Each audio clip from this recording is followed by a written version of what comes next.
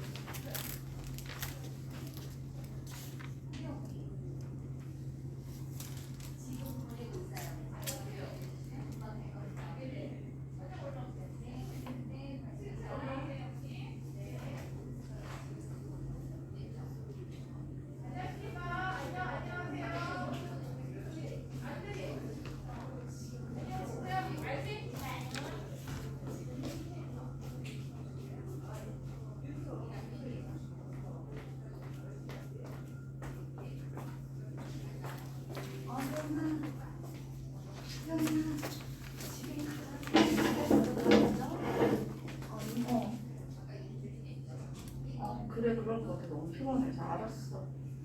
나 시간 지나서 전화해. 저 컨디션 괜찮아지고. 그래.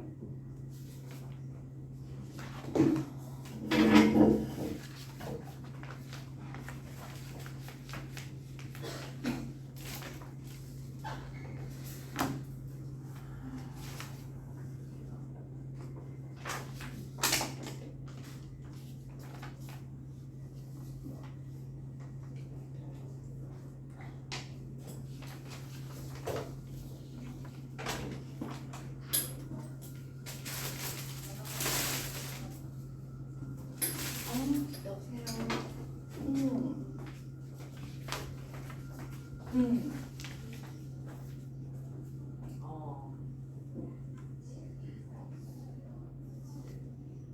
편의점? 아, 일단은 알았어.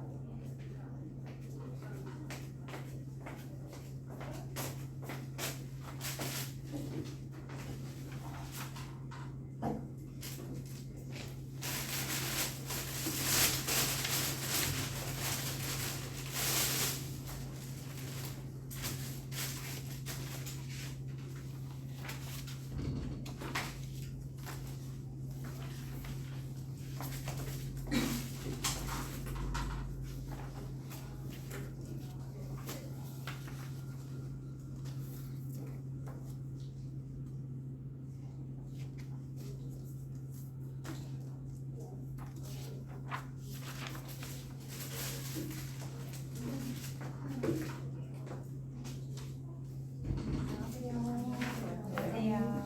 지금 저희가 이 온라인으로 정관에 또 송출도 하고 있어서 지금 켜고 시작하겠습니다.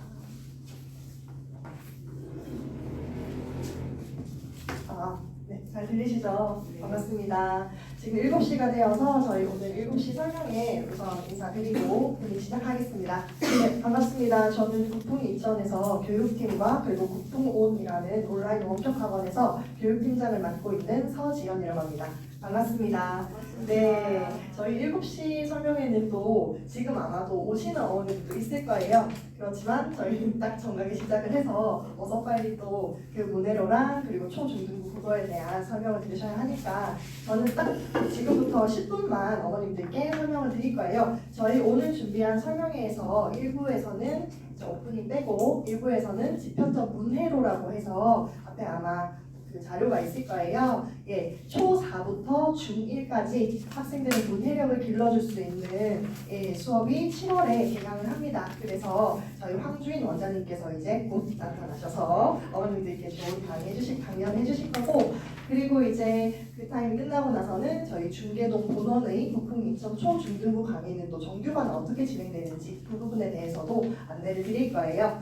그리고 이제 저는 이제 가기 전에 국풍온에서 저희가 국풍온 코러스라고 해서 자기주도 학습 관련해서 여기는 온라인 그 실시간 화상 강의 부서라고 보시면 돼요. 이제 어머님들께서는 가까우시니까 중계관 본원에 오시면 되는데 저희 국풍이천이 노원구 중계동 본원을 포함해서 직영관이 서울 경기에 총 11개나 있거든요. 선생님들도 거의 100여 분 가까이 계시고 하니까 그래서 이 프로그램이랑 그다음에 7월 이벤트 특강들도 저희 초4 중등부도 들을 수 있는 특강이 깔려 있거든요. 그것까지만 제가 안내를 할게요.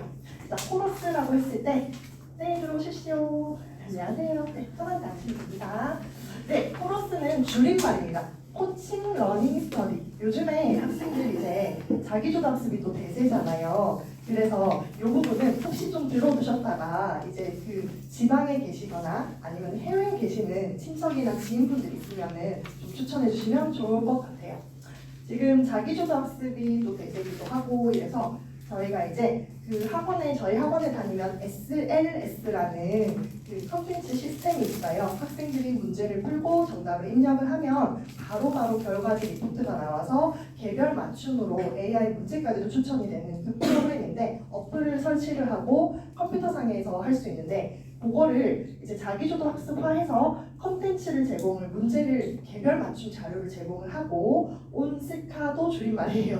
온라인 스터디 카페. 이건 제가 좀 이따가 사진 한번 보여드릴게요.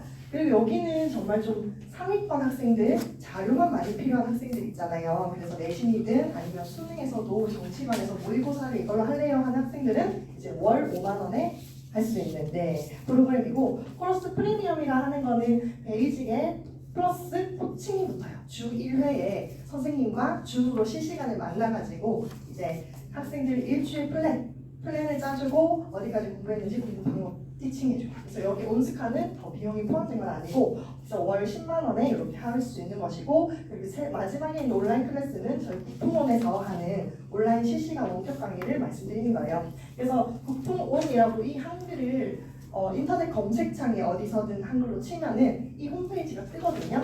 그래서 이제 여기서 프로그램이라는 걸 누르면 이렇게 홈페이지가 나타나고, 그거 코러스를 누르면 이 화면이 나와요. 그래서 여기서 이제 요거를 신청을 할 수가 있거든요. 이렇게. 네, 그래서 한번 알아두셨다가 하시면 좋겠고, 그리고 이제 저희가 지금 선착순 한 50분 정도로 해서 초대반 무료 특전을 또 이렇게 제공을 하고 있어요. 그러니까 초중등부 같은 경우는 저희 한수 중학국어 교재, 그리고 이제 고등부는 또 이호 교재. 여기 보이는 작은 화면이 저희 그 SLS의 실제 그 화면들이거든요. 학생들 교재를 입력을 했을 때 나오는 거랑 문제 같은 거 맞춰서 나오는 거. 그 다음에 이제 저희가 또 입시로닷컴이라고 해서 이 입시로닷컴과 밑에 있는 여기 진로 적성 검사, 다운 커리어랑 이게 전부 입시로닷컴 홈페이지에 들어있어요. 요즘에 이제 학생들 수행평가라든지 뭐 진로 적성 검사라든지 뭐 고임 예측, 대임 예측 컨설팅 같은 거 있잖아요. 그것도 저희가 지금 같이 진행을 하고 있고, 그리고 이용권도 이제 자료를 다운받을 수 있는 이용권 드리고 있고, 그리고 월말 평가를 보는데 초중 학평 모의고사, 미라클 모의고사. 이제 요거는 국풍 이천에 다니면은 초4부터 중2까지는 이제 학력평가 월말 한수 학평이라 해서 일요일날 아침 10시에 전 재원생이 다 시험을 봐요.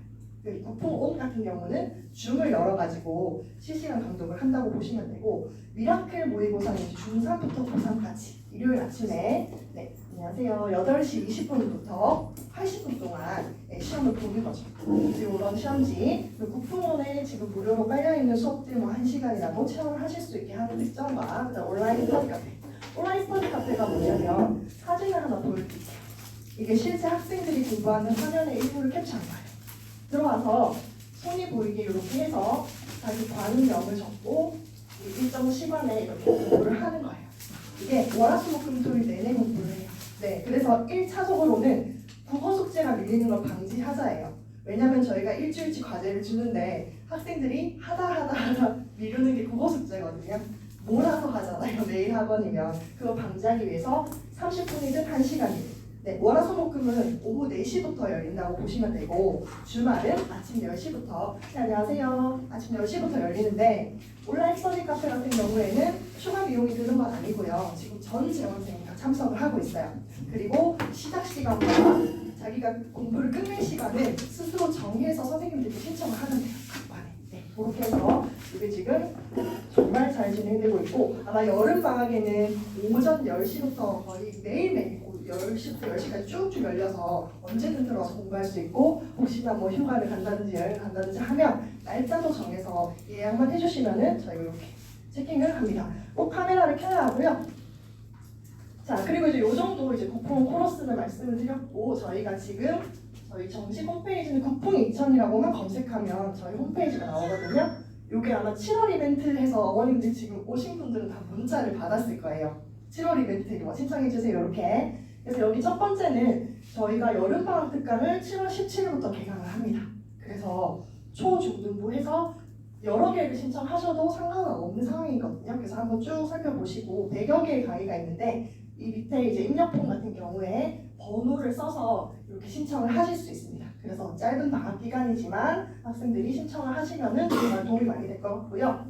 그리고 두 번째 이벤트는 여기 지금 서머스쿨은 이제 저희가 지금 7월 17일 개강 예정이고, 여러 과목들 여기 지금 다 순차적으로 적혀 있고, 서머스쿨에 대한 설명회도 이렇게 4차례로 진행이 되니까 예약을 하셔서 한번 들어보시면 좋을 것 같습니다.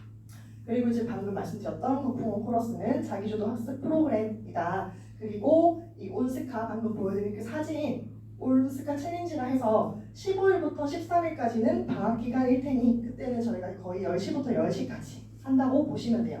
그래서 이때 유의사항은 이제 학교 이름보다는 주로 관명과 이름을 써서 저희가 체킹을 하고 있고요. 그리고 카메라를 꼭 켜야 돼요. 학생들이 어떤 장소에서 하든 카메라를 켜서 공부를 하는 모습이 보여야 이게 출석으로 인정이 됩니다. 그리고 이제 뭐 잠시 자리를 비울 때는 채팅창에 사유를 쓰시면 되고 움직임이 없으면 저희가 연락을 하겠죠. 그래서 이 관리는 좀 4시간 교실제 이렇게 좀 운영을 해요. 왜냐면 50분 하고 집중력이나 이런 것들 때문에도 그렇고 그렇지만 10분 휴식 없이 계속하는 아이들도 많아요. 그리고 식사 시간은 자율적으로 하면 되고요. 원할 경우 야간 자율학습도 할 수 있다. 그리고 7월 설명회도 준비가 되어 있어요. 7월 6일과 20일 날에 여름학기 입학 설명회 준비되어 있으니 여기서 이제 보시고 제일 하단에 이렇게 신청을 하시면은 저희가 또 순차적으로 이렇게 안내를 드릴 예정입니다. 네, 그래서 일단 저는 부품호 코러스라는 부품호 원격 학원이 실시간 라이브 화상 강의를 하는 또 하나의 직영관이 있다. 이 정도 알고 계시고 부품 2000에서 시스템과 그런 프로그램 그대로 운영을 하거든요. 그래서 한번 들어주실사 하고 말씀을 드렸고 이제 많이 기다리셨는데 저희 이제 황주일 원장님을 모실 건데요. 우리 그 부품 전에서 그 지평적 문해로를 이제 론칭하게 되셨고 대치동에서 오랫동안 강의를 하셨고 저도 이제 선생님 강의하시는 거를 원장님 강의하시는 걸 옆에서 많이 봤는데 학생들이 문해력을 기를 수 있게 읽는 방법을 알려주는 것뿐만 아니라 학생들이 인출을 해서 생각을 정리해서 쓸 수 있는 방법까지도 말씀해 주시고요. 그리고 아마 오늘 강의를 들으시면 어머님들이 원장님께 반하실 수도 있어요. 압도적인 강의력으로 어머님들이 지금 제가 1분 먼저 모시도록 하겠습니다. 많은 박수로 환영해 주시면 감사하겠습니다. 저는 이따 뵙겠습니다.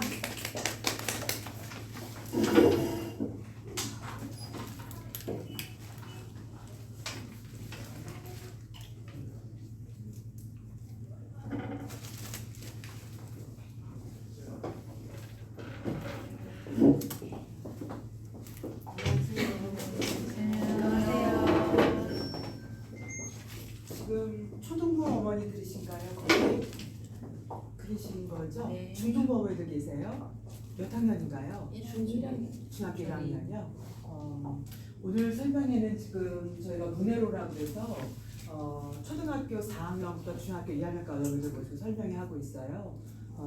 그래서 지금 문해로에 대한 것들 좀 설명을 드리고 프로그램서부터 왜 또 이 수업이 필요한지 말씀을 좀 드리겠습니다. 지금 제일 큰 이슈가 되는 건 코로나였죠. 그죠? 코로나 때문에 아이들 학력 편차가 너무 심하다고 지금 국가 차원에서 난리를 치는 또 상황이 됐네요. 그래서 좀 시끌시끌한데 지금 팬데믹이 2020년도부터 진행이 되면 제일 큰 문제는 저희도 현장에서 애들을 가르쳐 보면 지금 현재 중학교 1학년, 초등학교 6학년 그 밑에 아이들 보면 예년의 학생들에 비해서 글을 보는 수준이 너무 떨어집니다. 그러니까 제일 큰 문제가 뭐냐면 말귀를 못 알아들어요. 뭐냐면 현장에서 애들이 수업을 하면서 또래에서 배우는 습득력도 있는데 그게 굉장히 떨어집니다. 실질적으로 지금 이제 중학생들 내신 기간이라서 정말로 중학교 2학년 학생인데 친구의 뒤를 따르다라는 시가 나와요. 근데 친구의 뒤를 따르다라는 게 언어적인 의미에서는 뒤를 따라가다란 말이지만 그 언어 차원 이상의 문해 차원에서는 그 친구를 본받고 싶다까지 들어가야 되거든요. 근데 그거를 점프하지를 못해요. 이건 누가 가르쳐서 되는 게 아니라 아이가 체득으로 되는 거거든요. 모국어이기 때문에. 이런 것들이 왜 그러냐면 아이들이 활자에 중독돼서 그렇습니다. 어머니들은 와서 상담을 하실 때 그래요. 내 아이는 책을 많이 읽었기 때문에 그래도 글은 빨리 읽는 편이고요. 이해력은 좋은 편이에요. 그런데 중학교 2학년 막상 와서 공부를 하니까 아이가 지가 공부한 거 시험 문제 하나도 안 나더래요. 이렇게 얘기를 하세요. 근데 이거는 아이가 공부한 게 안 나온 게 아니고요. 아이가 공부 방향을 스스로 해서 그렇습니다. 무슨 말씀이냐면 글이라는 건 먼저 제일 첫 번째 일치불일치라고 해서 글을 읽고서 그 글에서 내용을 정확하게 파악하는 게 먼저예요. 내 생각을 배제해야 됩니다. 내 생각으로 읽는 게 아니라 내가 아는 거를 확인하는 작업이 아니라 내가 모르고 있는 걸 마음을 정말 투명하게 비우고 저자가 어떤 말을 하고 있는가를 투명하게 글 속에서 파악하는 게 먼저 돼야 돼요. 근데 그게 애들이 안 돼요. 활자 중독이라고 해서 글을 맡겨두시면 우리 아이는 책을 매월 몇 개씩 읽고 일주일이면 책을 늘 읽어라고 말씀하셔도 그게 정말 글을 읽는 건지 활자 중독인지 한번 파악해 보셔야 돼요. 활자 중독이라는 건 뭐냐면 애들이 게임을 하듯이 책을 활자 중심으로 읽는 거예요. 좋아하는 것만 읽는 겁니다.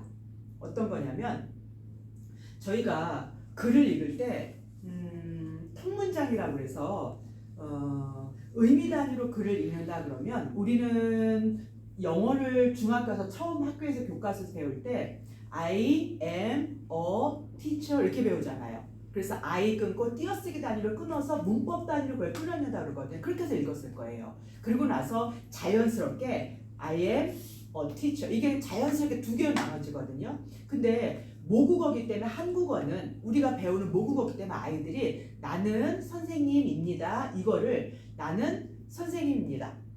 나는 선생님을 좋아합니다. 이런 것들이 끈을 스스로가 체득이 돼야 되는 거예요. 근데 이게 안 되는 애들이 있어요. 특히 코로나를 겪고 나서 지금 문장이 보통 두 줄이 넘어가면 아이들이 서술어에서 주어를 찾지 못합니다. 그러니까 서술어가 끝나면 서술어에서 주어를 찾는 방법은 서술어의 주어인 걸 찾고 그 다음에 대상을 찾아야 되는데 애들이 주어를 먼저 찾고 서술어를 찾기 때문에 그걸 하지를 못해요. 지금 뭐냐면 문법 단위로 끊어있는 띄어쓰기 단위로 끊어있는 게 아직도 하위 30% 애들은 그렇게 하고 있고요.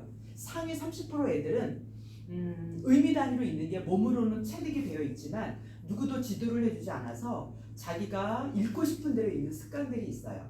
그 책을 많이 읽는 게 중요한 게 아니라 책을 지도를 받으면서 읽는 것도 중요합니다. 그래서 모르는 걸 읽어야 되는데 애들은 아는 것만 계속해서 눈으로 읽는 습관이 있어요. 그러다 보니까 아는 거에서는 풍부해지지만 활자 중독처럼 자기는 모르는 것들 굉장히 모르는 편이 많습니다. 저희는 각 관별로 의치한관이라는 프로그램이 있습니다. 중학교 2학년부터 중학교 2학년 이상의 학생들은 의치한관이라고 해서 전부 상위 10%권 아이들이 의치한 로죠. 그러니까 문과에서는 로스쿨을 가니까요. 내 아이가 수학과학을 잘하는 의치한을 중심으로 한 학생이다. 그럼 이과생이기 때문에 수학과학을 심화하거나 선수를 많이들 하실 거예요. 그런데 내 아이가 문과고 내 아이는 또 뭐 여학생이거나 문과적인 성향이 있다. 그러면 그쪽에 가시는 전문직은 법학전문대학원이거든요. 법학전문대학원이라는 건 저희가 로스쿨을 가서 변호사 시험을 보고 거기 성적순으로 검사, 판사까지 다 나눠지는 거잖아요. 그 시험을 볼 때 그 시험을 리트라고 합니다. 그 법학전문대학원을 들어가는 선발고사를 리트라고 그러는데 그 리트 시험은 언어 영역밖에 출제하지 않습니다. 물론 추론도 30문제를 보지만 추론은 언어의 새로운 버전이죠. 어차피 언어의 영역이니까요. 그래서 언어 영역이 아이들의 의치한 로, 그러니까 전문직을 만드는 데는 가장 중요한 겁니다. 우리 사회가 경제적 자본을 가지고 사회에 등급을 나누진 않죠. 경제적 자본이라는 건 소와 옛날 말로 땅이 많고 건물이 많던 시대를 경제적 자본이라고 해요. 그런데 경제적 자본가들은 이제 산업화에 따라서 졸부들이 너무 많이 생기는 거죠. 그러다 보니까 이제는 누가 돈 많은 사람들을 부러워하는 시대, 그것보다는 사자 들어가는 전문 직종에서의 진짜 문화적 자본가들을 선망하기 시작하죠. 그래서 80년대 이후로 한국 사회는 전부 다 의사, 변호사 집단의 두 개의 문화적 자본을 엄청나게 중요시합니다. 이 문화적 자본가로 애들이 키워내는데도 불구하고 이 아이들이 될 수 있는 거에 지금 지방의 의대를 활성화하기 위해서 하고 있는 게 뭐냐면 서울 아이들, 수도권 아이들이 지방으로 내려갈 수 있는 건 의대가 있으면 내려가요. 충남대라든지 저 밑에 있는 조선대학교를 하더라도 거기에 의대가 있으면 애들이 내려갑니다. 그래서 각 지방에서 대학이 죽는 걸 면하기 위해서 의대를 유치하려고 난립니다. 지금 의대가 포화 상태예요. 그래서 어머니들이 어떻게 하면 의대를 보낼까 지금 다들 고심을 하시는데 의대든 로스쿨이든 문화적 자본가를 생성하는데 가장 중요한 건 언어 영역입니다. 저희가 현장에서 아이들을 가르쳐 보면은요, 조금 거친 표현이긴 하지만 이 아이가 인서울을 할 애인지 아니면 스카이를 갈 애인지, 반대로 얘가 분명히 스카이급인 건 맞는데 얘가 서울대를 갈 애인지 아니면 그냥 고대나 연대급으로 갈 건지 구분은 언어에서 차이가 납니다. 그게 뭐 때문에 그러냐면 수학이나 과학은 고2 되면 똑같아져요. 진짜 상위권 레벨 4% 아이들은요. 저희가 이제 고등학교를 가면 상위 4%, 전국에서의 상위 4% 애들을 1등급이라고 합니다. 그 애들은요. 수학이 똑같아집니다. 영어는 이미 변별력이 없고요. 그렇죠? 그러니까 수학에서의 변별력은 없고 고3으로 올라가서의 변별력은 국어에서 나는데 국어는 1년 가지고 되는 학문이 아닙니다. 그래서 국어만큼 떨어지지도 쉽게 떨어지지 않지만 올리기도 최고 어려운 게 국어입니다. 그래서 어머니들이 왜 음악을 가르칠 때 아이들이 중학교 가서 수행평가를 볼 수 있을 만큼 정도의 악보를 보는 수위까지는 제발 음악, 피아노에 내비두세요 라고 상담을 받으실 거예요. 미술을 할 때도 얘가 미술을 전공을 할 건 아니지만 적어도 중학교 가서 수행평가에서 아이가 미술을 이 정도는 균형 있게 할 수 있을 정도로의 대칭은 하고 가셔야 된다라고 얘기를 하실 겁니다. 이런 게 보험이잖아요. 국어도 똑같습니다. 지금 대부분의 국어는 어떻게 수업을 하고 계시냐면 독서 논술로 전부하고 계세요. 책을 읽고 독후감 쓰는 것 정도로 훈련을 하세요. 그런데 시대가 바뀌고 있죠. 지금 대학에서 독후감 써서 원하는 거 없습니다. 독후감 써서 독후감을 받는 학교 없어졌고요. 지금 독후감 쓰는 시대가 아닙니다. 이제는 책 이름하고 저자만 써서 내게 돼 있어요. 한간에서는 어머니들이 좋아하지, 학생들은 더 좋아하죠. 와, 독후감 안 써도 된대. 그냥 학종에다가 내가 읽은 책하고 이름만 쓰면 되니 얼마나 수고로움이 덜해 라고 얘기하지만 이건 뭐냐면 인터뷰를 보겠다는 소리입니다. 진짜 A급 애들은요, 교수가 직접 인터뷰를 본다는 거예요. 네가 이 책에서 이걸 읽었다는데 이 부분에 대해서 너는 제목이 책의 50% 이상은 제목이거든요. 이 제목에서 이 부분은 어떻게 생각해? 라고 물었을 때 아이가 책을 읽지 않았다면 그리고 책에서 임팩트 있는 부분이 없다면 교수하고 답을 할 수가 없죠. 무슨 얘기냐면 아이들이 책을 읽어서 독후감을 훈련하는 시대를 갔다는 겁니다. 그래서 막연하게 독서 논술을 많이 했다 해서 국어를 잘할 것이라는 보험의 시대는 이제 갔어요. 책은 텍스트가 되어야 합니다. 옛날처럼 책을 읽고 줄거리를 요약하고 네가 느낀 점을 써라라는 시대가 아니라는 거예요. 책은 하나의 텍스트여야 됩니다. 저는 의치안에서 수업을 어떻게 하냐면요. 책을 가지고 한 달을 읽습니다. 이를테면 지금 책이 한 권이 뭐가 있을까요? 여러분 마이클 샌델의 정의란 무엇이란 책 많이 들어보셨죠? 사피엔스도 나오고 뭐 책이 여러 번 있고 이번에 수시 1위 책이 유발 하라리의 사피엔스죠. 이런 책들 많이 들어보셨을 거예요. 이런 책들을 아이들이 줄거리를 알고 가요. 근데 그 책을 한 달을 읽습니다. 어떻게 한 달을 읽냐면 챕터가 보통 책들은 5챕터로 되어 있어요. 4개나 5개의 장으로 구성되어 있어요. 그래서 일주일에 그 한 장 읽어오는 겁니다. 그래서 그 한 장을 읽어오면 그 한 장을 가지고 텍스트로 써요. 뭐냐면 그 책을 가지고 의미 단위로 전부 끊어 읽고 저랑 같이 독해야 합니다. 그러니까 아이들 눈으로 활자를 읽는 게 아니라 책을 정확하게 독해를 합니다. 그 좋은 책을 가지고. 그래서 아이들이 꼭 읽어야 되는 부분을 제가 일정한 부분을 줘요. 그리고 아이들에게 독해하게 합니다. 자, 이 이유가 뭐냐면요. 아이가 책의 줄거리를 요약하는 시대가 아니라는 거예요. 책을 정확하게 읽고 그 책에서 저자가 말하는 거를 일치하는지 불일치하는지 뽑아낼 수 있는 동물적인 시각 능력이 필요하다는 거예요. 이거 굉장히 중요한 말입니다. 애들이 책을 읽을 때 어머니들은 반론하는 문제가 뭐 킬러 문제를 내지 말라고 그러는데 대부분 킬러 문제는 반론을 제기하고 비판하기를 많이들 내요. 그런데 비판하고 상황에 적용해보고 이런 것들은요. 기본적으로 저자가 책에서 글쓴이가 한 말을 정확히 이해하지 않으면 그 뒤로 점프할 수가 없는 거예요. 근데 대부분 비판하기라는 건 말하는 것, 저자가 한 말을 반대로 꼬는 게 반발하는 거, 비판하는 거거든요. 근데 그거 할 능력이 당연히 안 되죠. 책을 정확히 못 읽었는데. 그래서 제일 중요한 건 저는 항상 동물의 시각 능력을 가지고 책을 읽으라고 그래요. 본문 읽는 것도 똑같습니다. 여러분들 지금 수능에서 문제가 나오는 게 A3 용지로 반 페이지 이상 되는 거 한번 보셨죠? 이걸 애들이 읽고 해석한다고? 이러면 좀 저희가 봐도 깜깜하잖아요. 이런 걸 아이들이 읽는데 그렇게 A3의 큰 용지로 하나 반 정도의 지문을 읽고 문제는 대부분 5개에서 전후로 납니다. 근데 그것이 보통 3개, 4개 지문이 나요. 근데 하나 지문당 평균 8분 안에 풀어야 됩니다. 그러니까 아이들이 비문학을 풀고 나면 뒤에 수학이나 과학을 머리가 하얘지고 지치는 거예요. 비문학에서 망쳐버리면. 그러니까 이거는 이 스트레스 상황에 애들 이렇게 노출시켜 놓을 수밖에 없어요. 그래서 8분 안에 글을 읽고 해결하는 능력인데 수능은 개나 소나 줄 때 되는 게 아닙니다. 패턴이라는 게 있어요. 문제의 패턴이라는 게. 문제 유형이라는 게 있어요. 그 문제 유형이란 뭐냐면 아이가 글을 정확하게 읽고 해석하는 능력이 되는가, 그리고 그 본문을 통해서 문제 해결력까지 되는가라는 특정 범위들이 다 있는 거거든요. 그래서 제일 먼저 요구되는 독해 능력이 뭐냐면 일치 불일치 정보 해석 능력입니다. 이게 1번에 반드시 나요. 그 정보를 해석해내기 위해서 어떻게 글을 전개해 있는가를 두 번째 문제로 냅니다. 이 두 개는 초등학교에서 정리가 안 되면 이건 중고등학교에서 훈련되려고 되는 게 아니에요. 그래서 정확하게 글을 보는, 지문을 보는 능력을 지금부터 키워주셔야 돼요. 그래서 자, 이런 배경을 가지고 한번 들어가 볼게요. 입시에서의 지금 현장은 어때요? 서울에서 서울대를 어디가 제일 많이 보낼까요?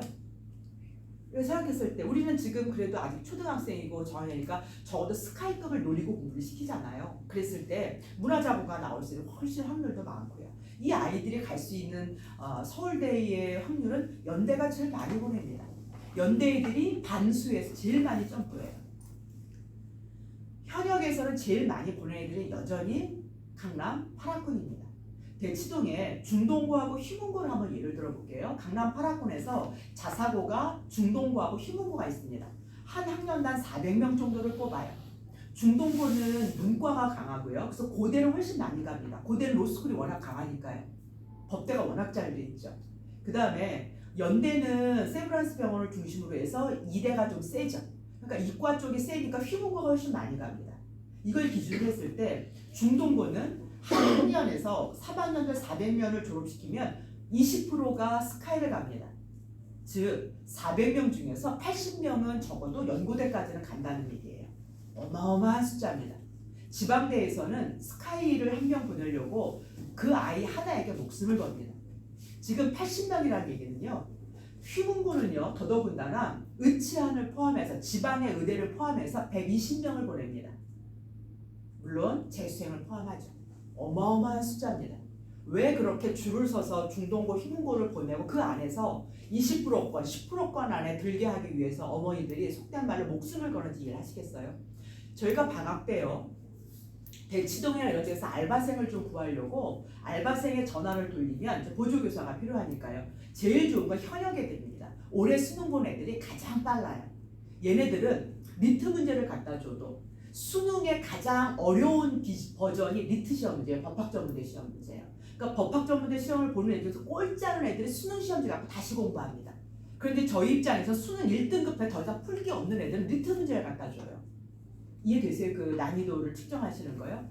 그거를 지금 들여다대도 현역에서 지금 올해 수능 본 애들이 제일 잘 풉니다. 감각이 아직 살아있기 때문에. 그래서 걔네들이 가장 유리하거든요.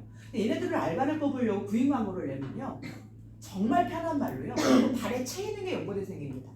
대치도 그냥 깔린 게 연고대생이에요.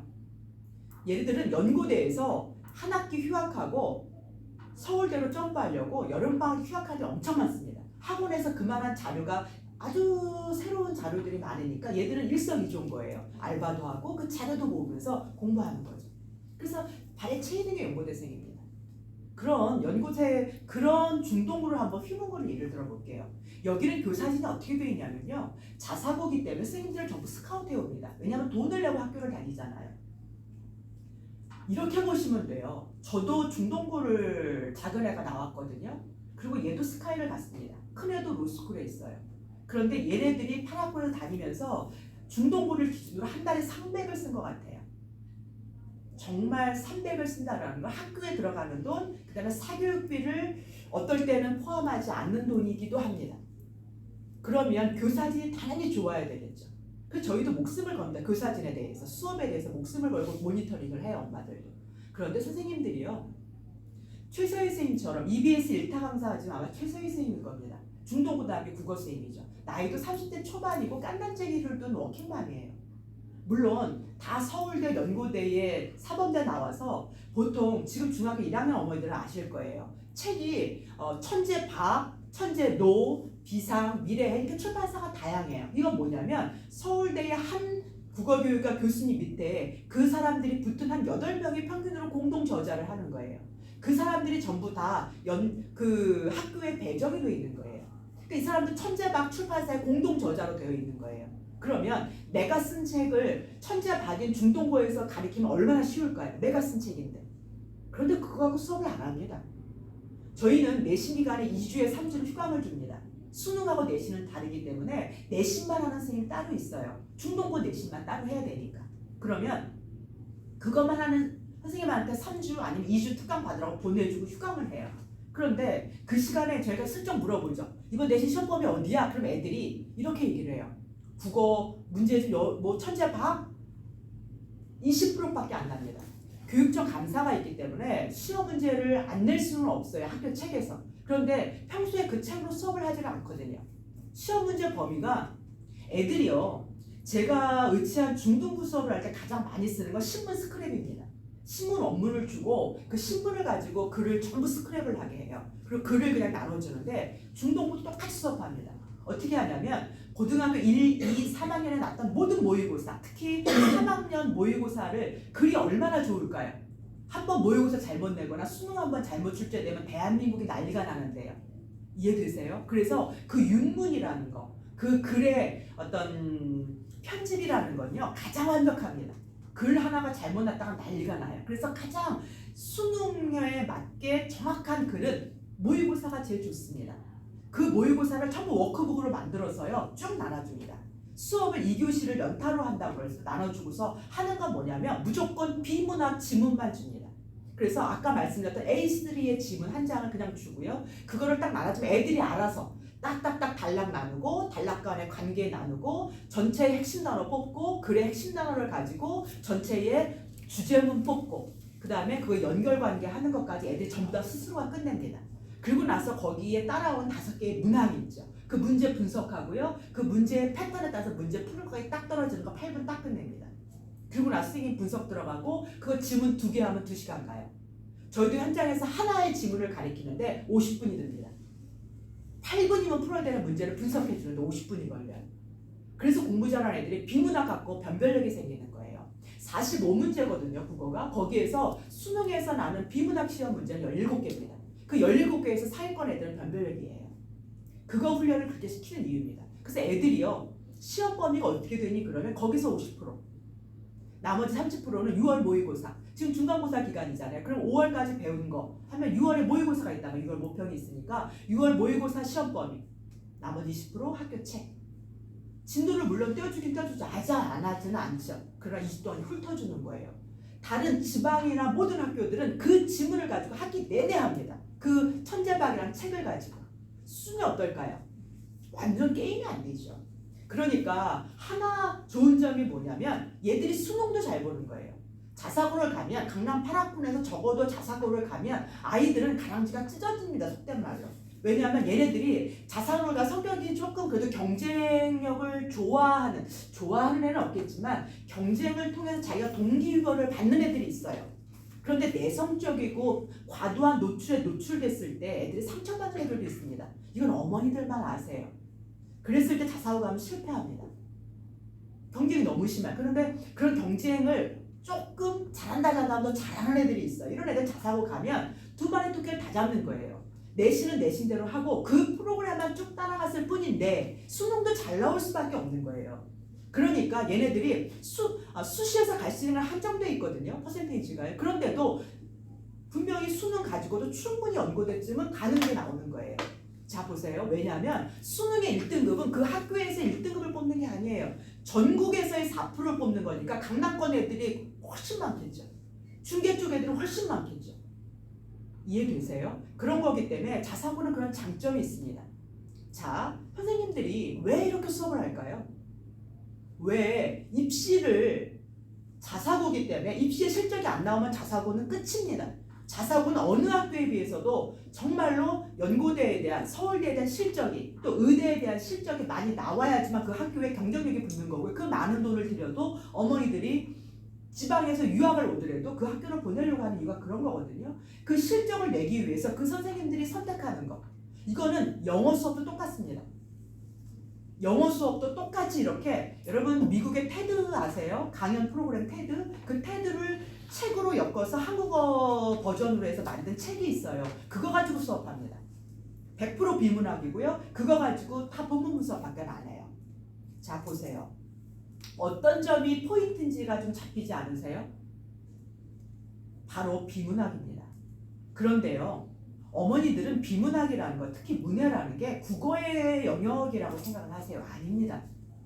어머니들은 수학을 시키시고요, 과학을 시키지만 여기는 시장이 제가 목동, 중계, 배치, 송파 이렇게 수업을 저희 관별로 의치안을 다 꾸려가고 있거든요. 상위 10% 아이들을. 얘들을 보면 어머니들이 좀 다르세요. 시장이 달라요.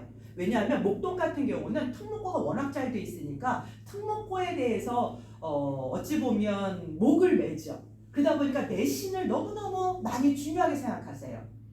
그런데 대치는 또 안 그래요. 대치는 내신보다는 수능. 그래서 중학교 내신은 신경을 안 씁니다. 그래서 중학교 내신에서 그 문제집 풀고 이러는 거에 대해서 크게 신경을 안 쓰세요. 그것보다는 롱런 할 수 있는 수능. 그래서 고등학교 1학년 모의고사 봤을 때 몇 등급 나온다가 더 중요합니다. 이 엄마들은. 중계는 반반인 것 같아요. 중계는 반반인 것 같습니다. 특목고를 준비하는 어머니들은 중요하게 생각하시지만 또 큰애를 키워보신 분들은 중학교 내신보다는 수능의 언어. 왜냐면요, 중교 어머니들이 현명하신 게 뭐 때문이냐면 큰애를 키워보시면 아시는 거예요. 얘를 내가 영재고를 보내겠다고 수학과학을 심화를 무지시켜보고 선수를 많이 시켜봤는데 실제로 상담을 받아보면 어머니가 이렇게 얘기했죠. 어머니한테 오는 원장님의 상담이 이겁니다. 얘는 이상해요. 정말 똑똑한데 왜 문제를 풀면 이렇게 못하죠? 그런데 진짜 실력 있는 원장님들 이렇게 얘기하시는 겁니다. 얘를요, 영재 프로그램으로 진짜 디프한 문제를 풀려보니 얘가 문제를 못 푸는 게 아니라 문제를 해석을 못하는 거예요. 상황에 적용하기가 대부분입니다. 과학은 실험 문제이기 때문에 과학은 상황에 적용하기를 해야 되는데 그 상황을 이해하지 못해요. 수학처럼 논리적으로 문제를 꽈놓으면 애가 그 꽈놓은 걸 풀어야 되는데 꽈놓은 논글을 풀지를 못해요. 그거 뭐냐면 논리적인 힘이 없기 때문입니다. 문해력이 없기 때문이에요. 그래서 진짜 심화로 가르치는 선생님들은요, 이렇게 얘기를 하세요. 아마 전화 받아보신 분 계실 거예요. 얘가 문제가 뭔지를 몰라요. 문제만 해석돼 문제 풀이는 하도 올려야 내가 쭉쭉쭉 푸는데 문제 풀이까지를 못 가요. 이거는 문해의 문제지 수학 과학의 문제가 아니에요. 그래서 문해란 학문의 기초입니다. 국어의 기초가 아니에요. 이거를 1학년 전에 초등학교 4, 5, 6학년 때, 왜냐하면 4학년 때 입시로 점프하셔야 되거든요. 왜 그러냐면 저희는 현장에서 입시만 하기 때문에 지금 저희가 모인 이유는 수능을 수능에 잘 보기 위한 의치한 롤을 가기 위한 그 수능에 맞춰진 건 지금 우리가 나중에 공무원 돼서 문서 작성 잘하라고요. 이런 것 때문에 모인 거 아니잖아요. 그렇죠? 따라서 수능에서 공부를 잘한다는 건 뭐냐면 아이가 논리적인 힘을 갖고 수능에서 필요한 글을 정확하게 읽어내는 능력이에요. 그걸로 점프하는 게 4학년입니다. 아마 어머니들이 상담 설명회를 가시면 수학은 4학년부터 점프라는 말 많이 들으실 거예요. 4학년부터 입시로 바꿔주셔야 돼요. 이제는 3학년까지는 기초라면. 그래서 4학년부터 애들이 영재급이다 아니다가 나와요. 그리고 중3 때 한 번 더 나오죠. 애들이 못 쫓아갑니다. 이제는 머리가 필요해. 노력으로 되지 않습니다. 자, 이게 뭐 때문이냐면요, 국어 같은 경우는 초등학교 4학년 때 저희도 프로그램을 그래서 4, 5, 6, 중1까지 끄는 거예요. 2학년부터는 이제 의치안으로 뺍니다. 수업을 해봐서 얘 깜이 되네 그러면 이 프로그램 2학년부터는 이제 의치안으로 점프업을 시켜요. 자, 4학년 때부터는 이제 3학년까지는 아이들이 그냥 보통 글을 읽는 거예요. 넓게. 하지만 4학년부터는 이제 논리적인 글을 읽는 겁니다. 아까 말씀드린 대로 이제 의미 단위로 글을 읽을 줄 알아야 되는 것도 훈련이 돼야 되는 거예요. 의미 단위로 글을 읽는다는 건 뭐냐면 원래는요, 영어 독해에서 나온 말입니다. 모국어기 때문에 네이티브잖아요. 그러니까 국어는 굳이 의미 단위로 가르치지 않아도 되는 거예요. 근데 제가 현장에서 애들을 가르쳐 보니까요, 의미 단위로 끊어 읽는 거는 통으로 읽는 거는 당연히 되는 줄 알았어요. 근데 의치한 애들만 되고 있어요. 특히 코로나 이후로 이것이 안 되고 있습니다. 자, 어머니들 혹시 이 책 아세요? 네.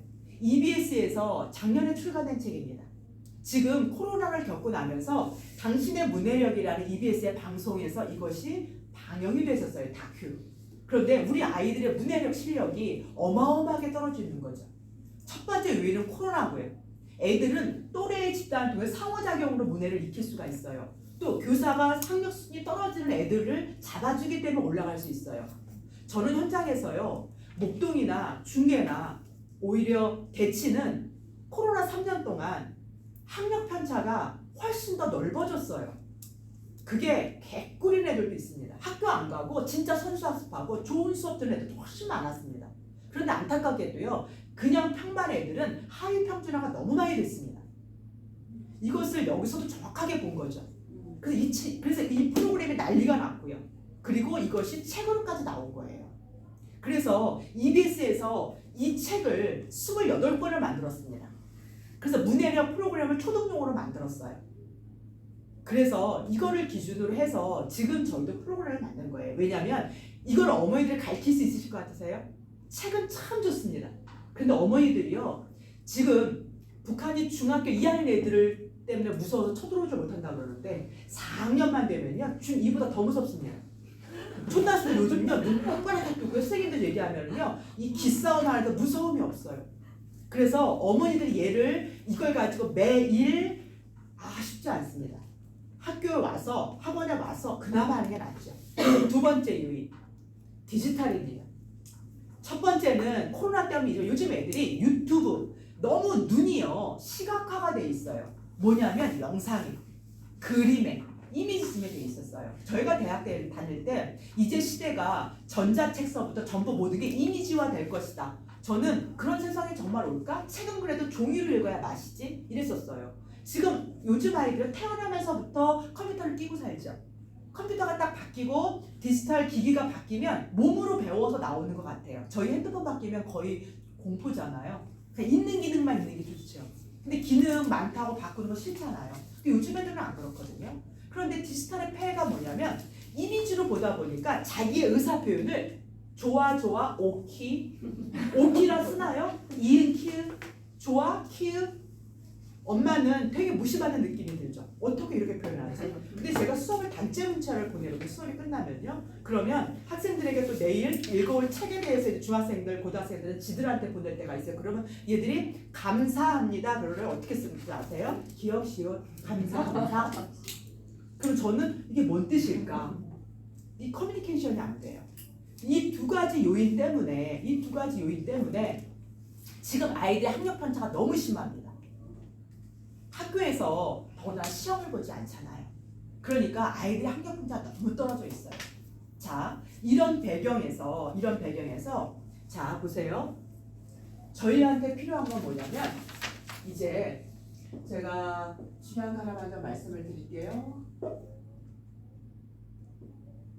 전체 화면을 한 번만 가볼게요.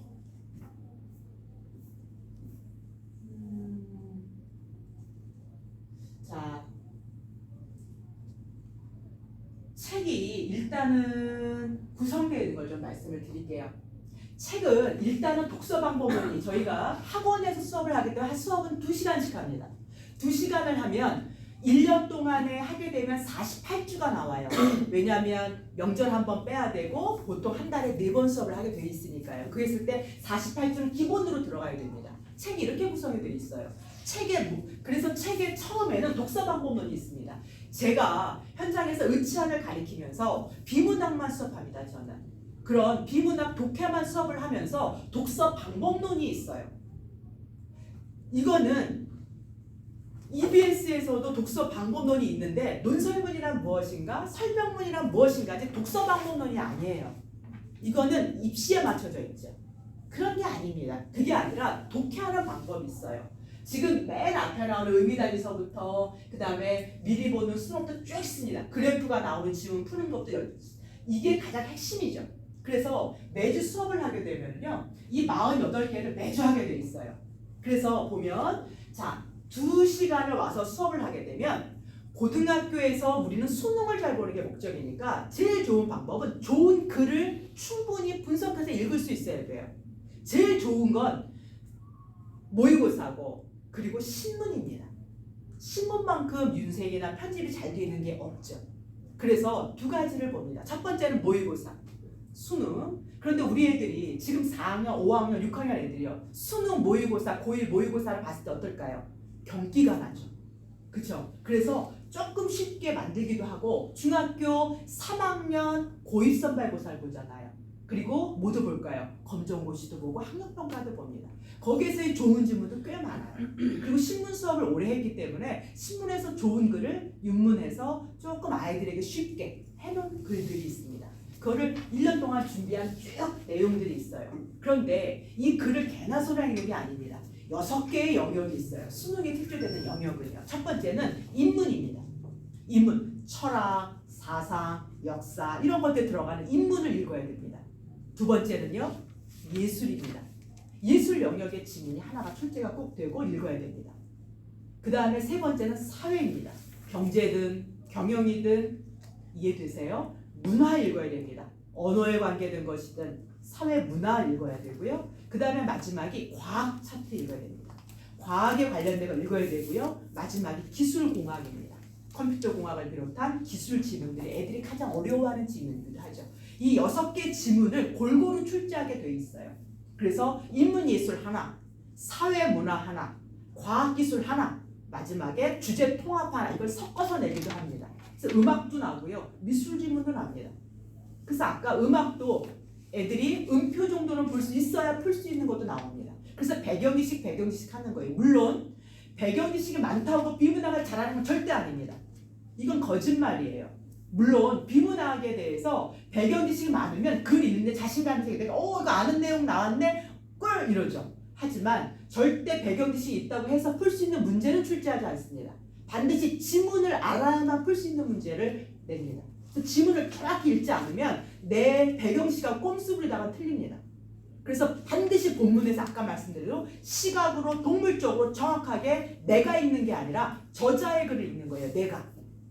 이해되세요? 저자의 글을 정보를 얼마나 아이가 객관적으로 읽었나를 측정하기 때문에 그것을 가지고 이 6개의 문학을 정확하게 읽을 줄 알아야 돼요. 그리고 그래서 1년 동안요. 책이 1단계가 있고 2단계가 있고 3단계가 있고 이렇게 레벨 고사를 보면 그 단계가 있어요. 그 단계별로 해서 자 첫 주가 되면 문장은 의미단어를 끌어읽는다. 요걸 가지고 이제 무슨 수업을 하게 될까요? 이론 수업을 합니다.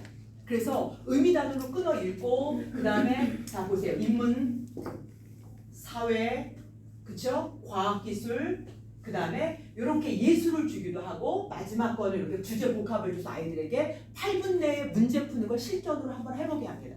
그 수업 시간에 대부분 2개의 문항을 하고 하나는 아이들이 해결하게 하면서 3개를 하고요. 하나는 꼬박꼬박 과제를 내게 돼 있는 걸 보통 흘러가게 될 겁니다. 그래서 집에서도 하나를 스스로가 시간 내놓고 해봐야 돼요. 지문이 꼬박꼬박 쌓이면서 배경지식이 일단 늘어야 글에 대한 두려움이 없어요.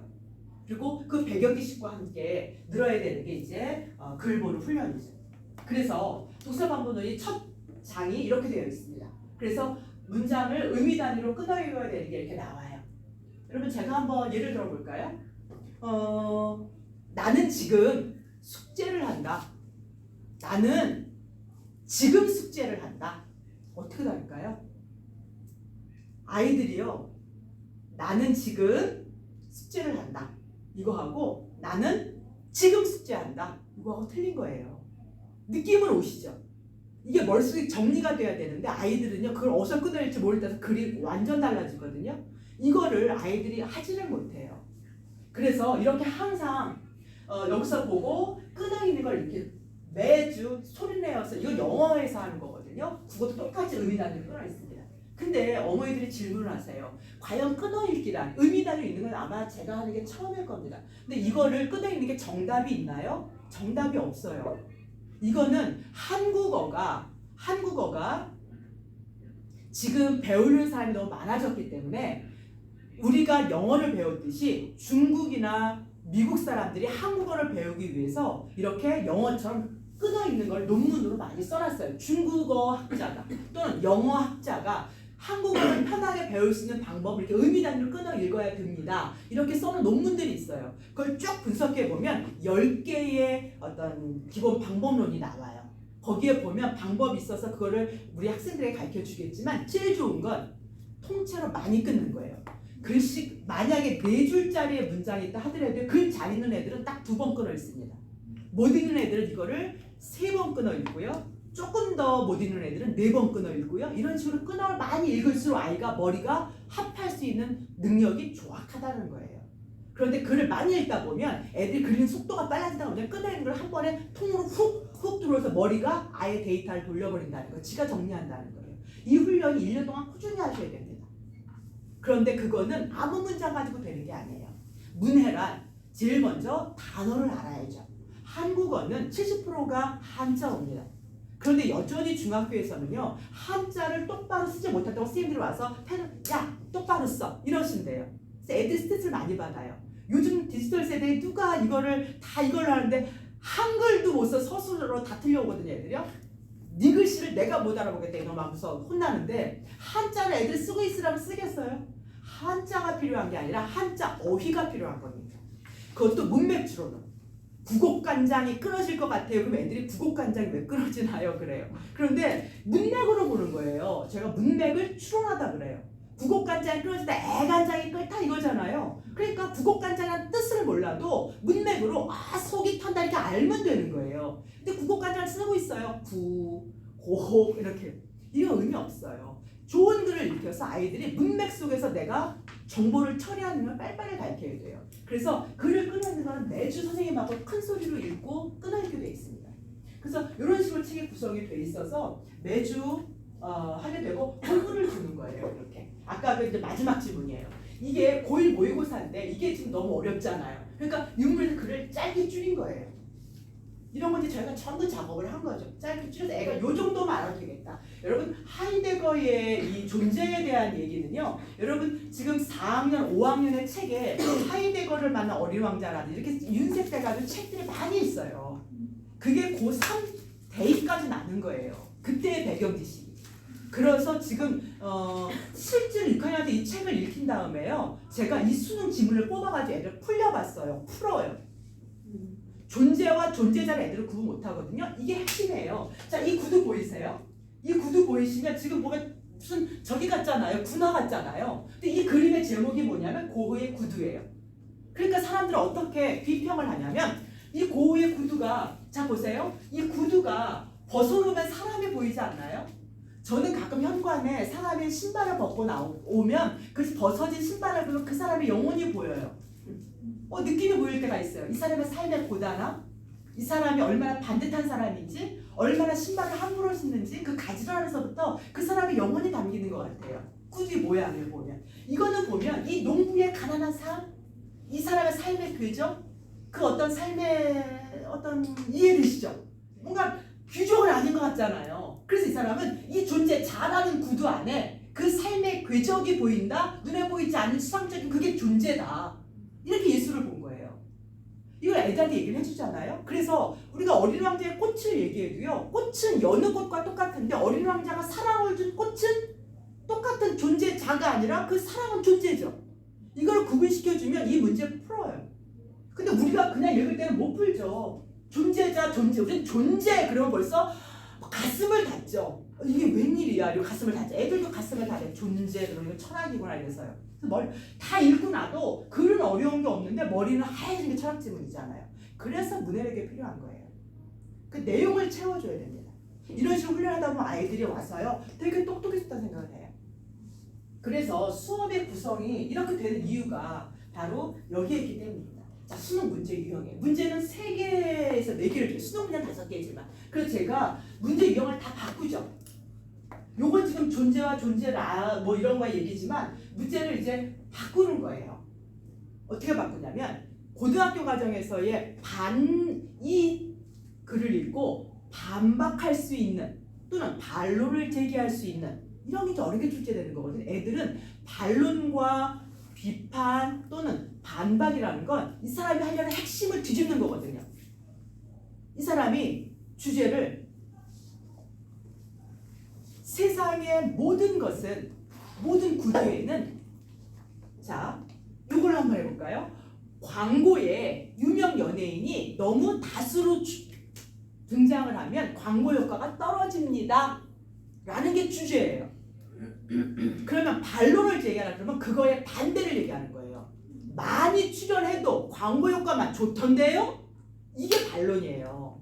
근데 지금 핵심을 파악을 못했는데 반론 제기가 어떻게 됩니까? 그러니까 반론 제기라는 건 점프 두 단계를 하게 되면 대부분 3점 문제고 어려운 거예요. 애들이 못 푸는 거예요. 이해되셨어요? 그래서 이런 것들을 훈련을 시키는 거야 아이들한테요. 그리고 중학교 2학년 올라가 3학년 올라갔을 때 고1 모의고사 볼 때 그 문제를 바꿔주는 거라서 문제를 이렇게 바꾸는 거죠. 윗글을 읽고 윗글의 주장과 반대되는 내용을 골라보세요. 이렇게. 그리고 그게 나중에 반론이라는 말로 바꿔줬을 때 아이들은 이 문제가 이거구나 자연스럽게 되는 거죠. 제가 하는 일은 그렇게 문제 수준을 낮추는 게 아니라 말을 친절하게 풀어주는 겁니다. 애들의 사고력이 있으면 전부 합니다. 이렇게 수업이 2시간이 구성되어 있어요. 그래서 여기에 더 좋은 건 뭐냐면 1시간 정도 독서를 같이 하는 겁니다. 그래서 저희 이제 리딩 플러스도 모두 책이 있으니까 그 책을 가지고 저 같은 경우는 그 책에 나오는 게 있지만 적어도 시간을 좀 할애해서 그 책을 텍스트를 가지고 독서를 직접 독해를 합니다. 의미단어로 끊어 읽고 네가 이제 중요한 부분을 읽어야 되게 책의 핵심을 뽑아서 같이 읽습니다. 그리고 여기에서 핵심 단어 뽑아봐. 그리고 핵심 단어 똑같은 단어 글이란요. 글을 잘 쓰는 사람이란 자 보세요. 단락이 아까처럼요. 광고에서 다양한 광고에 너무 연예인이 반복 출연하면 효과가 떨어진다 이 말을 하고 싶어요. 그러면 1단락도 그 얘기, 2단락도 그 얘기 계속 그 얘기를 똑같이 해야죠. 문맥이라는 게 뭐예요? 문맥을 타다 그래요. 저희는 마치 서핑하듯이 글의 흐름을 놓치지 마라. 그건 뭐냐면 핵심 단어를 놓치지 말라는 건데 글을 잘 쓰는 사람은 과다 노출, 반복 출연, 연예인이 너무 많이 나오는 거, 신뢰성이 깨져요, 너무 지루해요 이런 걸로 말을 살짝 바꿔준단 말이에요. 그거를 뽑아낼 수 있어서 그거를 다양하게 이렇게 풍성하게 표현하는 사람이 글을 잘 쓰는 사람이에요. 과다 노출 이게 아니라 반복 출연 이런 게 아니라요. 그런 걸 애들이 문맥을 놓치지 않고 서핑을 할 수 있어야 됩니다. 그래서 무사히 끝까지 딱 나와야 돼요. 이거를 완성시켜 주는 게 가장 중요합니다. 또 하나는요. 이 글을 읽고 나서 아이들이 머리가 아무리 핵심을 뽑아냈다 해도 사람의 머리라는 건 암기라는 건 단기 기억력이라는 한계가 있습니다. 그래서 문제를 풀려고 딱 가면 분명히 읽었단 말이에요. 근데 이게 어디서 나왔지? 그래서 본문으로 가요. 못 찾아요. 8분 안에 해결 못합니다. 왠지 아세요? 제일 어리석은 애들이 샤프 딱 들고 첫 문장부터 줄 쫙 짜부터 꼼꼼하게 읽어요. 여자애들. 뭐 한 글자 놓치면 큰일 나는 줄 알아요. 그런데 빽빽하게 읽고 나서 그럼 흐름은 알았거든요. 그런데 이 단어 어디서 있었는데 어디쯤인지를 못 찾아요. 위치형 스키마. 그 위치를 파악해놔야 되거든요. 이거를 수업을 계속 받다 보면 어디에서 핵심을 동그라미 치고 어디서 세모 쳐야 되고 어디서 수학은 국어는 기호입니다. 수학처럼. 애들이요. 지양하다고 지향하다를 구분해서 문제를 틀려요. 지양하다라는 건 없애는 거잖아요. 그래서 화살표를 밑으로 해놔야 되거든요. 근데 지향하다라는 건 추구하는 거니까 긍정을 골라야 되잖아요. 화살표를 위로 쳐야 되는데 이거 그걸 해서 문제를 틀려요. 그래서 요거를 전부 다 문장 기호로 바꾸는 것도 몸에 배워야 됩니다. 그래서 1년 정도는 꾸준히 투자를 하셔야 되는 거고요. 이제 레벨을 시험을 보면 이제 그 레벨이 나오겠죠. 그에 대해서 상담이 가겠지만 일단은 그 레벨에 맞게 수업을 하고 지금 중계는 저희가 본원이기 때문에 제가 지금 이 책을 직접 저희가 작업을 한 책이기 때문에 지금 시험을 보고 수업은 제가 부분적으로 직접 들어갈 겁니다. 그래서 지금 애들이 일기니까요. 어머니들이 조금 좋은 초등부 수업은 저희는 하질 않습니다. 초등부 수업을 하질 않는데 지금 이 책에 대한 거 그리고 이제 교사 양성 때문에 저희가 이제 선생님들은 다 똑같이 수업을 하십니다. 근데 중계 정도는 제가 수업을 직접 하려고 하니까요. 오늘 좀 많이 좀 호응 좀 해주시고요. 또 애들 시험 보고 나서 결과 가지고 상담을 좀 굉장히 유익하실 겁니다. 그래서 시험이 전부 나와 있으니까 좀 테스트도 좀 보시고요. 해서 아이들이 실질적으로 경쟁력이 있는 문화적 자본과 그렇죠. 전문직이 아니면 사실은 살아가기 너무 힘들죠. 경쟁이 심하고요. 그래서 그런 부분에서 좀 말씀을 드렸고요. 정리하겠습니다. 지금 이제 4학년, 5학년부터 이제 10대로 들어가죠, 아이들이요. 거의 그렇지 않을까요? 아까 말씀드린 눈을 동그랗게 뜨는 이제 나이예요. 그런데 아이들이 공부에 대해서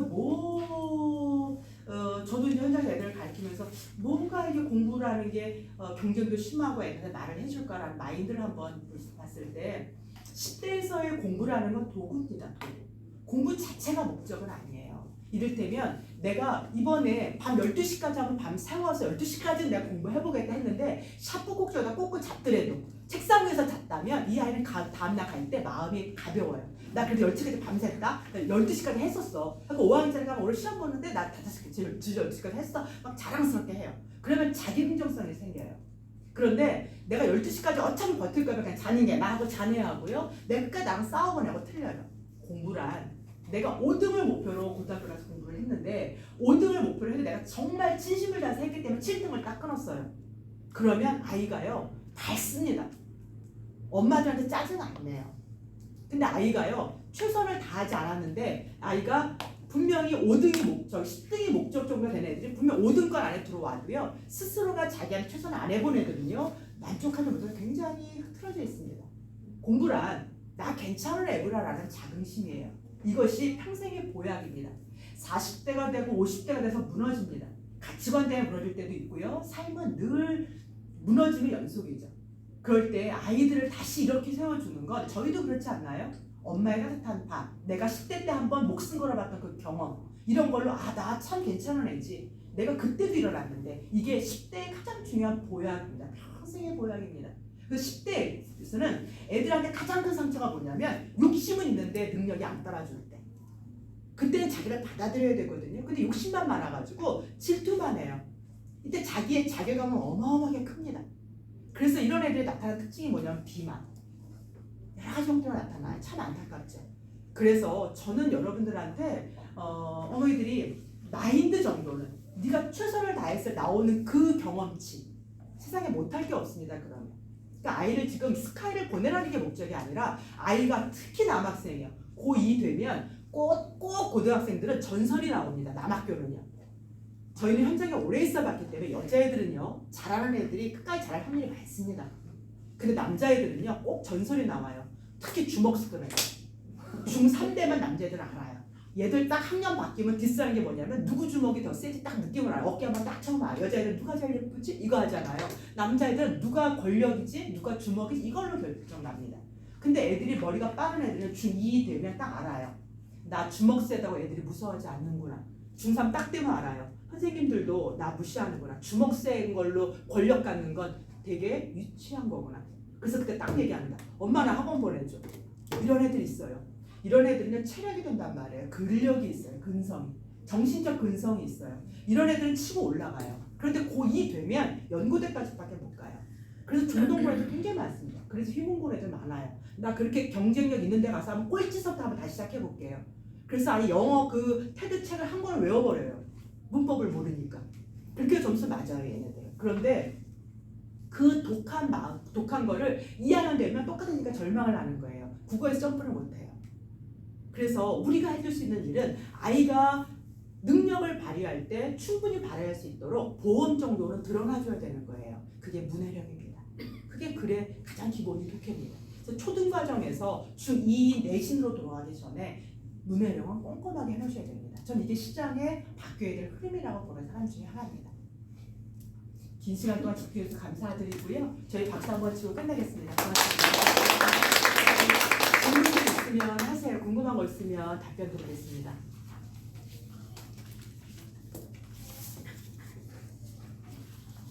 저 지금 현재는 1년 코스로만 배워줘요. 모든 프로그램 1년입니다. 1년 프로그램 끝나고 점프업하고 그래서 프로그램의 레벨이 이게 단계가 있어요. 1레벨, 2레벨, 5레벨 이렇게 레벨이 있어서 중1까지 레벨을 쭉 하고요. 그 다음에 중2까지 딱 왔다. 그러면 그 다음에 의치안입니다.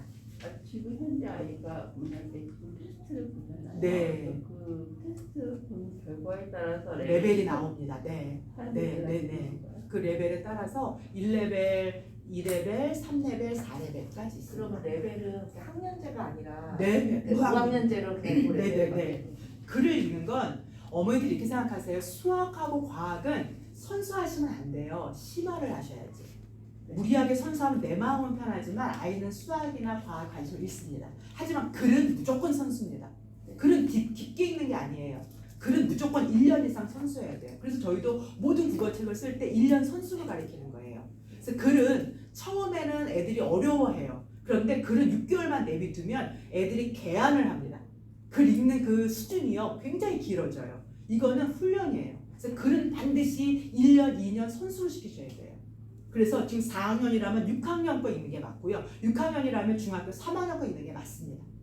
그래서 저희는 그렇게 글이 조금 어려워요. 그런데 글을 자꾸 어려운 걸 읽다 보면 아이들이 사고력도 같이 확장되는 거기 때문에 글은 어려운 걸 읽는 게 맞습니다. 애들 수준껏 주시면 안 돼요. 네. 고맙습니다. 여기서 마치겠습니다. 고맙습니다.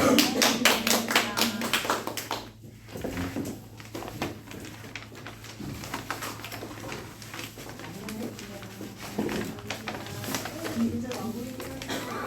네네. 네, 먼저 말하셔도 되고요.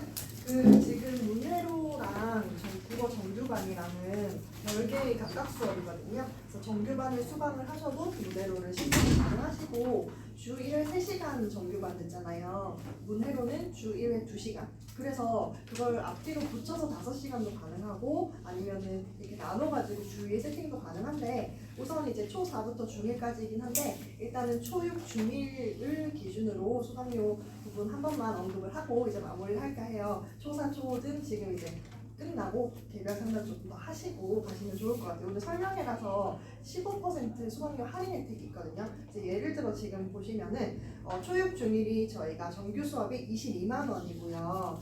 문해로를 따로 들을 때 문해로는 주 1회 2시간 22만 원. 각각 들으면은 44잖아요. 근데 두 과목을 신청하실 때 35만 원의 수강이 가능하다고 해요. 그래서 예를 들어 지금 정규반을 수강하시는 어머님이시라면 35니까 13만 원만 더 내면은 수강이 가능한 거잖아요. 신청이. 그러면 13만 원에 15%를 오늘 할인을 혜택을 해드린다. 요까지만 우선 설명을 드리고 네 오늘 긴 시간 동안 고생 많으셨고 상담 잘 받고 가시면 좋겠습니다. 네 감사합니다. 네.